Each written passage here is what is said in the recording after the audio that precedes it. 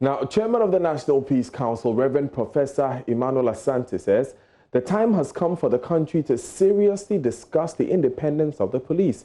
Experts have said in the past that the fact that the IGP is a government appointee compromises the force's ability to discharge their duty impartially.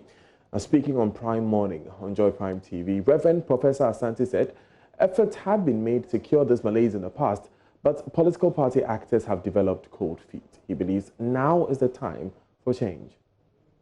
In our discussions, when we met with the political parties concerning vigilantism, this thing came up.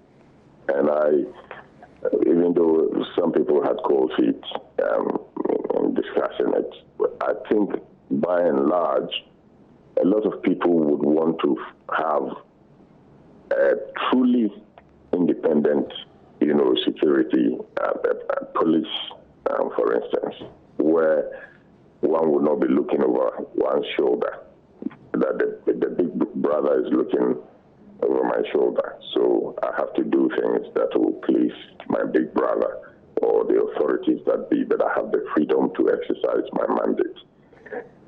It is true that people will say that there is a mandate. Nobody forbids the IGP and the authorities from exercising their mandate. But we are human beings and we need to be realistic.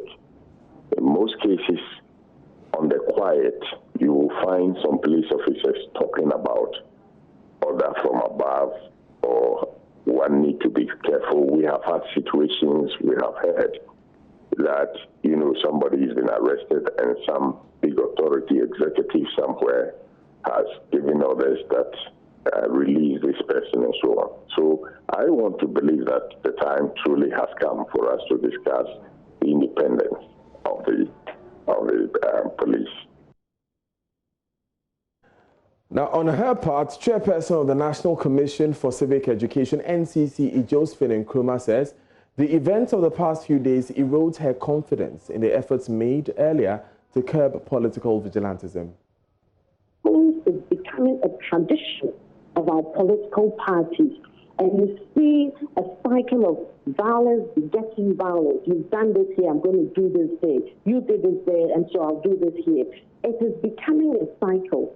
And the political parties are a key stakeholder to engage in these things. We've signed peace accords, we've signed the roadmap for eradicating vigilantism.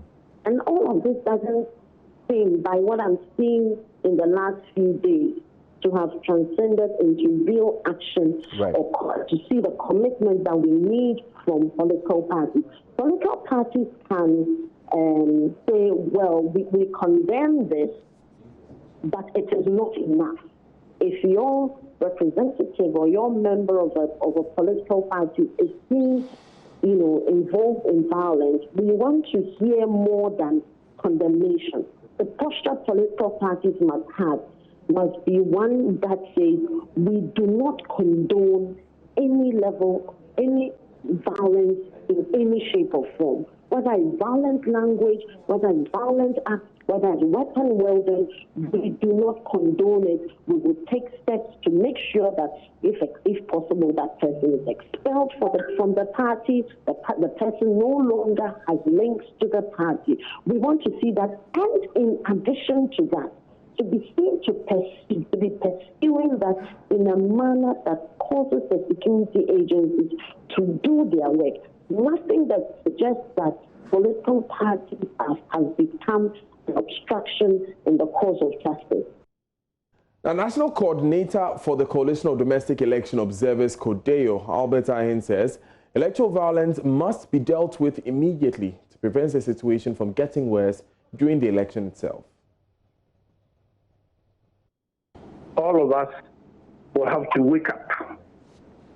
We have to wake up. I'm really shocked because we've just passed this vigilante thing, parties have signed, and so we thought we were going to have a peaceful one. But the way it has started, if it is not nipped in the bud, we're going to have a lot of problems. So we need to mitigate against it.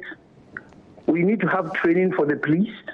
We need to have training for this, we have to have security planning for this election. And we also need to have capacity building for the electoral management body, which is the EC itself, to prepare them adequately. And not only these people, but even the civic, the CSOs. We need to have a stakeholders forum and then have a grassroots peace advocacy by all the civil society groups, so that we will be able to stem the tide before anything gets out of hand.